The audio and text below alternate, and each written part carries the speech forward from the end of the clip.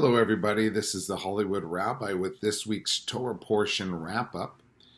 And this week's Torah Portion in Hebrew is called Vayera, which means, and he appeared. We go on to see the trials and tribulations of Abraham and the tests of faith that he has put through.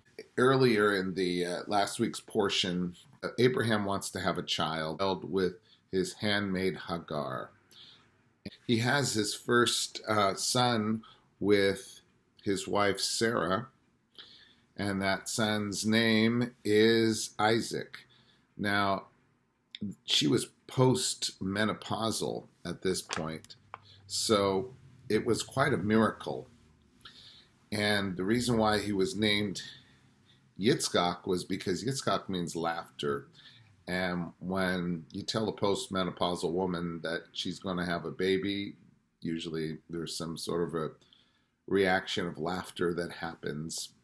But his wife, Sarah, was giving him a hard time because she thought that his first son, Ishmael, was not a good influence on Issac. And they only had one shot to create this great nation, and they didn't want interference from Ishmael. He banished Ishmael and his mother Hagar into the wilderness. Now, it just seems a little bit contradictory to me, because Abraham was so hospitable to strangers that came to his house. He would do everything he could to make them feel comfortable. Here is his wife and his son. He's banished them into the arid desert with just basically a little bit of food and water. It was amazing they could even survive. The plot thickens, people, because, Abraham has his nephew named Lot. And Lot, to me, was this troublemaking guy. You'd be in the wrong place in the wrong time, and Abraham would have to come rescue him. He would get kidnapped, and he ended up in Sodom and Gomorrah. I don't know. It's just one of those nephews that just gets into trouble, and you got to keep bailing him out. Of all the places Lot needed to move to, why Sodom and Gomorrah? I mean, Sodom and Gomorrah was as a den of iniquity. The scene of Abraham and Lot in Sodom and Gomorrah kind of, for some reason, give me this parallel between the scene when Obi-Wan Kenobi and Luke Skywalker decide to go into this cantina bar on this distant planet that's filled with all these really weird, freaky aliens, and most of them are really aggressive. And Ben Kenobi whispers into his ear and says, "You'll never find a more wretched hive of scum and villainy." That's pretty much Sodom and Gomorrah right there. God tells Abraham he's going to destroy these cities because these people are so immoral. They do these terrible things to each other, and anybody tries to be righteous, they're punished. And it's just a very, very cruel, immoral place to live. It was very, very lawless and corrupt.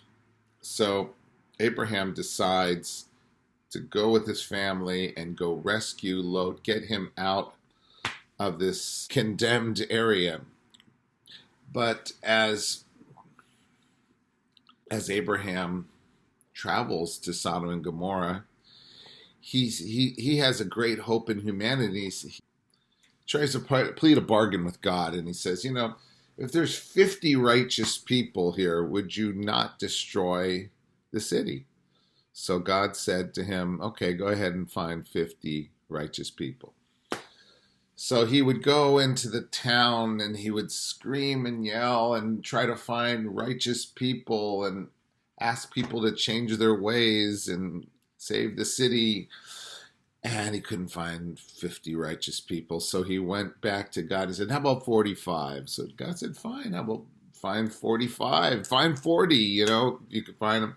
And again, he went to the town square, and he would yell and scream and try to get people to change their ways and help save the city from this biblical disaster that's about to hit it. Anyway, he's screaming till he's blue in the face, and it didn't work. So he asked God, how about if I find 10? 10 righteous people. I mean, why is God making a deal with him? I mean, it seems so strange, It's like, okay, wouldn't God know if there were 10 righteous people or 50 righteous people there? So I guess Abraham was thinking maybe he could influence some of these people. So on the third day, he goes out to the city square and he's screaming and yelling and he's asking for people to change. Could you imagine the scene of Abraham begging all these hopeless sinners to change their ways when they're perfectly happy with their own decadent lifestyles? Well, somebody from Sodom taps on Abraham's shoulder and he says, why don't you give it a rest? You can see nobody here is willing to change their ways. Nobody is righteous and nobody wants to be righteous. You are not going to change one person, Abraham. That's the truth of this. Abraham looked at that man in the face and he said, you know what? I came here a couple days ago and I've already arrived at this conclusion that no one's going to change. So the man looked at him and said, so if you know nobody's going to change their ways, why would you bother spending all this time screaming and yelling, trying to look for new recruits, trying to find people who are either living a life of righteousness or who are looking to lead a life of righteousness? Well, why are you screaming? You're not going to get anybody to change their ways. So Abraham said, yeah, I know that. He says, I'm not screaming to change anybody's ways. I'm yelling so they won't change me because I'm in a place where people influence other people in a negative way. Righteous people are supposed to inject good values and positively influence society. So if I can't do that with society, I'm going to try to positively influence myself so that they don't change me. God doesn't even come back to the conversation, doesn't come back to the bargaining table. Sodom and Gomorrah are set for destruction. And there was one bit of information that was given was during the destruction, it was like hail and brimstone. I don't know exactly what was going on there, but there was a lot of destruction. The only one thing that God asked for Abraham and his family to safely escape was to not look back.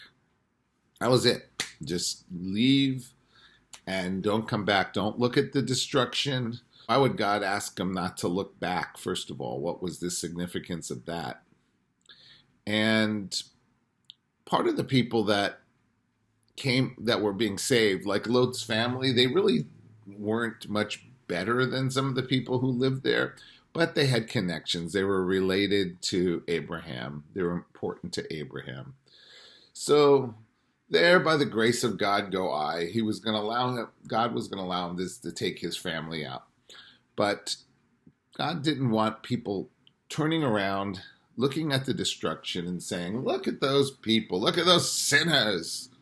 They're being punished. I'm so much better than them. I'm being saved.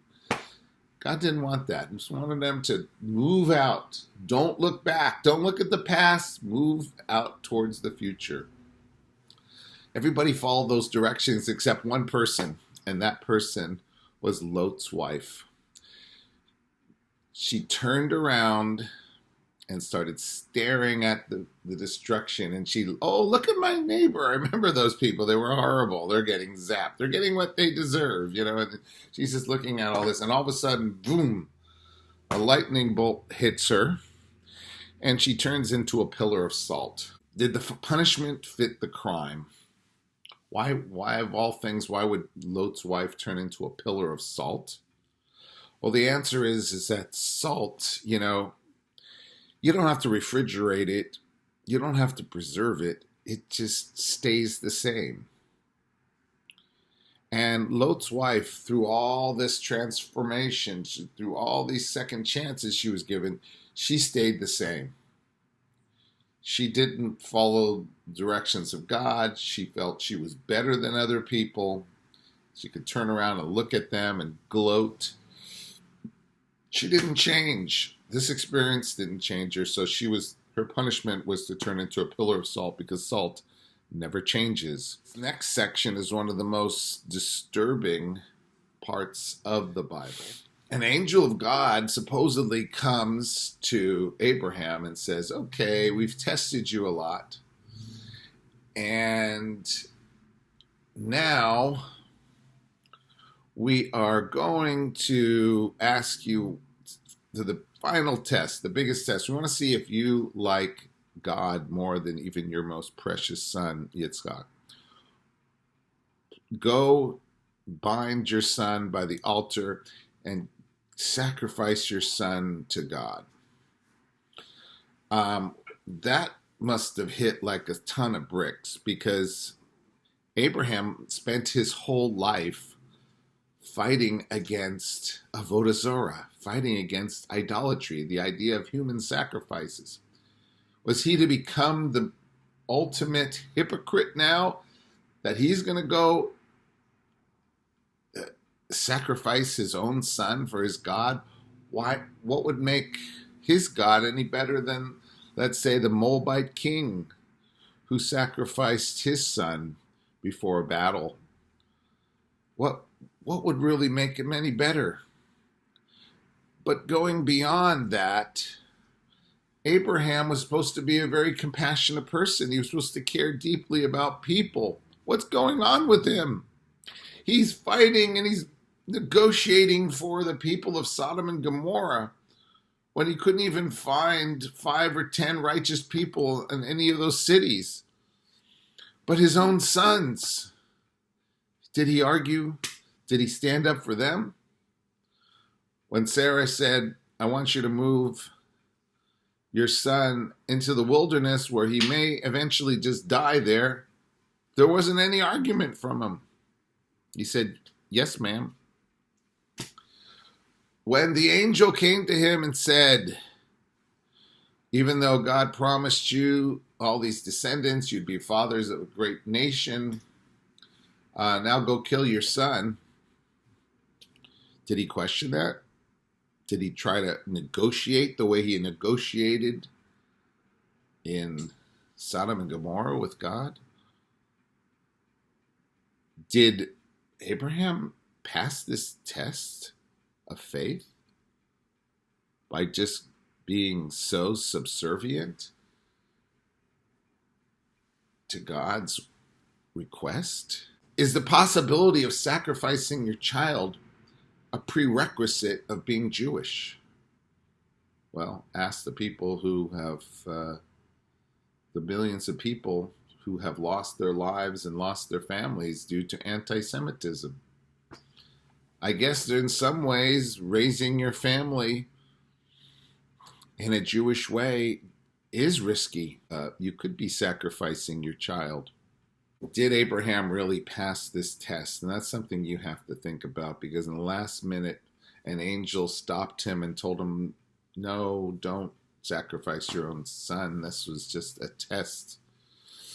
So do you think he passed the test, or did he fail that test? He definitely passed it in the sense that he has so much love and faith in God. He really passed it in that sense, but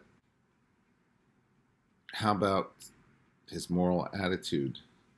Again, a person who is a righteous person is not only somebody who has deep faith in God, but rather a deeply religious person is supposed to embody and model good values and positively influence society.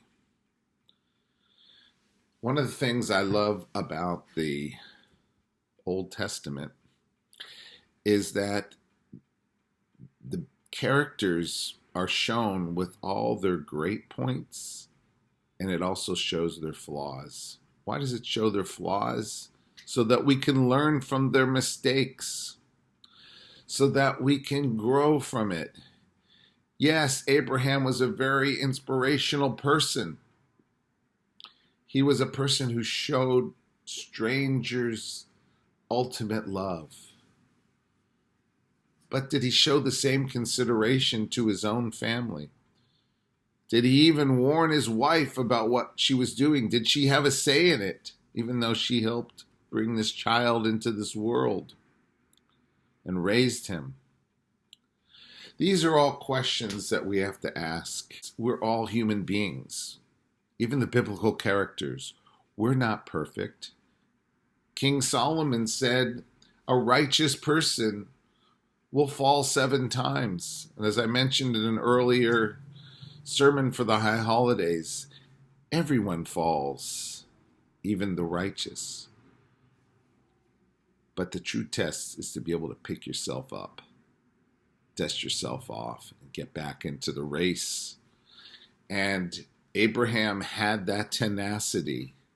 He was able to do it. In the covenant that Abraham made with God, there was also a time that it spoke about the possible calamities that could happen when his people are put in exile, the trials and tribulations that they will go through. The age-old question is, why do these bad things have to happen? And through these challenges are where we do the most learning in life. We learn about others and we learn about ourselves. And hopefully we come out through that fiery furnace just as Abraham did, unscathed, but yet stronger and more prepared for greatness and compassion. We emerge from those crises in life, and they strengthen us and they help us to become better people. Look back on your life and see if some of your adversities helped you really find out what you were made of. This is the Hollywood Rabbi. I'm thanking you so much for watching. And I hope you return and watch and comment, ask questions, because that's how we learn, by asking questions. And hopefully we can gain a lot of insight into the Torah portions and learn universal ideas that are still very, very relevant and present in the human experience. Have a great week, everybody, and Shabbat Shalom. Have a peaceful Sabbath and a wonderful weekend. Thank you for watching.